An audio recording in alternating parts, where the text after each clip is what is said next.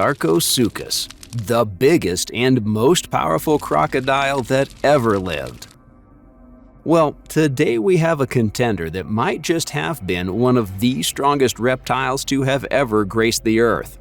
You've already read the title, so you know we're talking about the Sarcosuchus. So let's get right into it. History.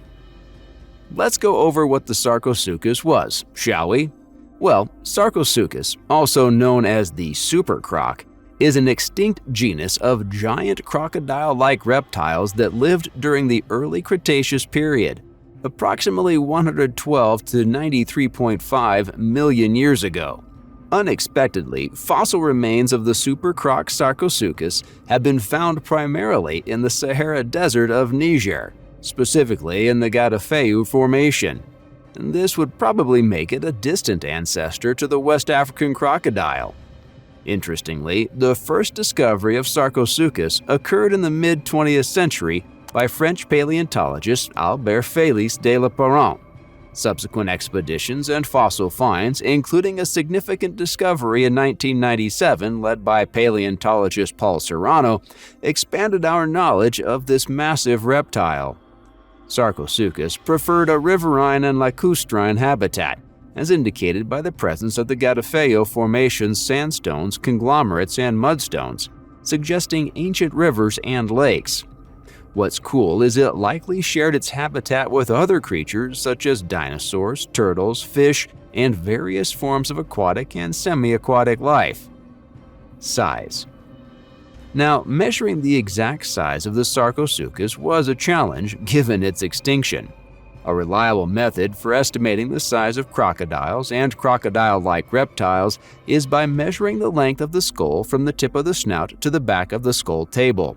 This approach is based on the strong correlation observed in living crocodilians between skull length and total body length in subadult and adult individuals, regardless of their sex. So, when the Sarcosuchus was being studied, the scientists employed this method due to the absence of a complete enough skeleton. Now, the largest known skull of S. imperator, which served as the specimen, measured a total of 1.6 meters, 5.25 feet in length. So based on this measurement, it was estimated that the individual it had belonged to had a total body length of, drumroll please, 11.65 meters, 38.2 feet. But that's not all. With a length that massive, the weight must be incredibly high, right? Well, the super croc weighed around 8 to 10 metric tons. That's more than the African bush elephant.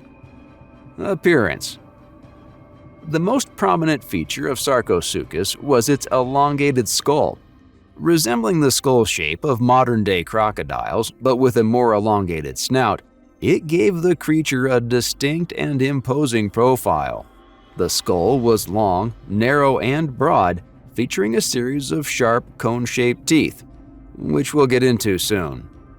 Moving on, the body of Sarcosuchus was covered in thick, bony plates called osteoderms, which provided protection and support.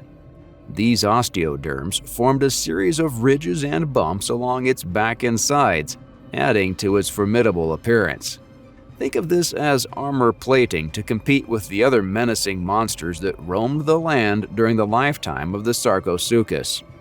The tail of Sarcosuchus was elongated and muscular, aiding in propulsion through water. It had a powerful tail fin that helped the reptile maneuver with precision and efficiency while swimming.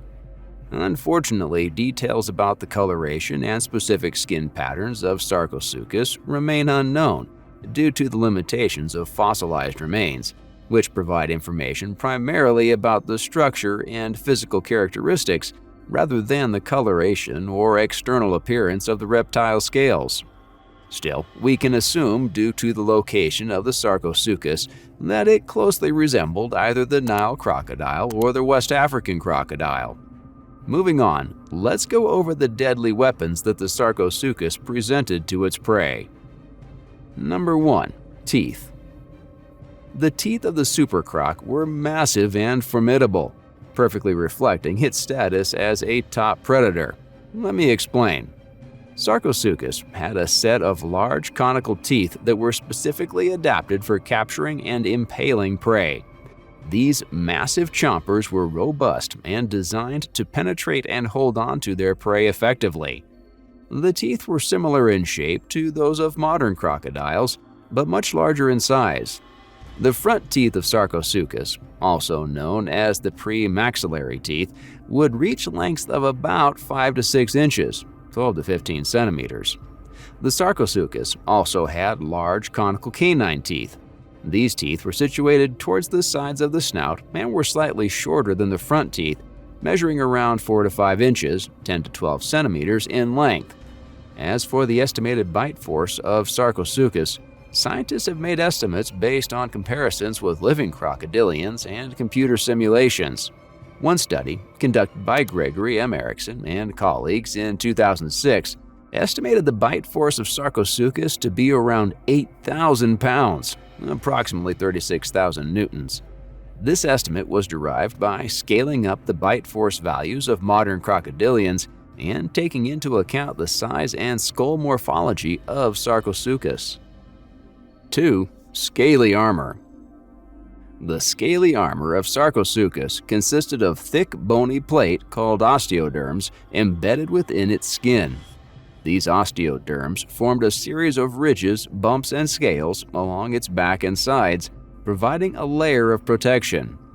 These Kevlar-like osteoderms were composed of hard, compact bone, making them highly resistant to external forces and attacks. They acted as a shield, safeguarding the vulnerable parts of the reptile's body, such as the vital organs, from potential predators and injuries. The arrangement of the osteoderms on the back and sides of Sarcosuchus varied. They formed an interlocking pattern, creating a solid and rigid protective coating. This configuration not only defended the reptile against physical attacks, but also helped distribute the force of impacts, reducing the risk of injury. The scaly armor of Sarcosuchus also provided other benefits. These bony plates helped regulate body temperature by retaining heat during cool periods and dissipating excess heat when necessary. Number 3. Tail. The tail of the Sarcosuchus played a vital role in its locomotion, stability, and potentially in some aggressive behaviors. It served several important functions that contributed to the reptile's survival and success in its environment. Let's talk about it. Firstly, the tail of Sarcosuchus was well adapted for propulsion. It was long and muscular, equipped with powerful muscles that allowed the reptile to generate significant thrust in the water.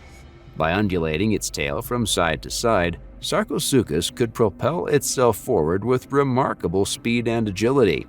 This swimming ability enabled it to efficiently pursue and capture aquatic prey or swiftly escape from potential threats. Some estimates suggest that it could have reached swimming speeds of up to 20 miles per hour, 32 kilometers per hour. In addition to its locomotive functions, the tail of Sarcosuchus may have been utilized in certain aggressive behaviors. While direct evidence is limited, it is possible that Sarcosuchus used its powerful tail as a weapon when engaging in territorial disputes or intraspecific conflicts. The reptile could have thrashed or struck opponents with its tail, leveraging its muscular strength to deliver powerful blows. Number 4. Eyes. Sarcosuchus possessed highly adapted and well-developed eyes that played a crucial role in its survival and hunting strategies. With forward-facing eyes, Sarcosuchus had the advantage of binocular vision. This allowed for overlapping fields of vision, enabling it to accurately judge distances and strike with precision. The ability to perceive depth would have been particularly advantageous when hunting in aquatic environments, as Sarcosuchus could gauge the position and movements of its prey with great accuracy. Sarcosuchus likely had excellent low-light vision, similar to modern crocodilians. Its eyes were equipped with specialized adaptations such as a high density of rod cells, which are sensitive to dim light. This adaptation facilitated effective hunting during dusk, dawn, and nighttime when many potential prey animals are active. Hunting strategies. Similar to modern crocodiles, Sarcosuchus may have employed a sit-and-wait strategy. It would have selected strategic locations in its habitat, such as riverbanks or watering holes, where prey animals gathered or passed by. Sarcosuchus would lie in wait until an opportunity arose to launch a surprise attack on unsuspecting animals that ventured too close. And since Sarcosuchus was primarily adapted for an aquatic lifestyle, it most likely concealed itself just beneath the surface, with only its eyes and nostrils exposed, making it difficult for prey to detect its presence. When prey animals approached the water to drink or forage, Sarcosuchus would swiftly emerge, using its powerful jaws and teeth to seize and subdue its target.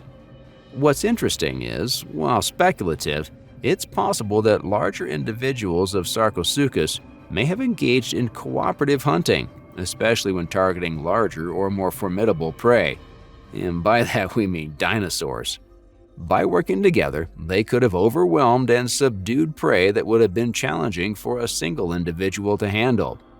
Cooperative hunting behaviors are observed in some modern crocodiles, so it's not far off that the Sarcosuchus would indulge in this behavior for the betterment of their own survival as well.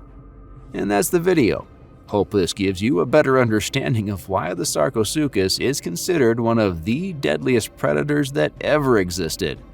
If you have any comments or questions, feel free to leave them down below. And don't forget to hit that subscribe button and turn on notifications to stay up to date on videos like this. See you next time.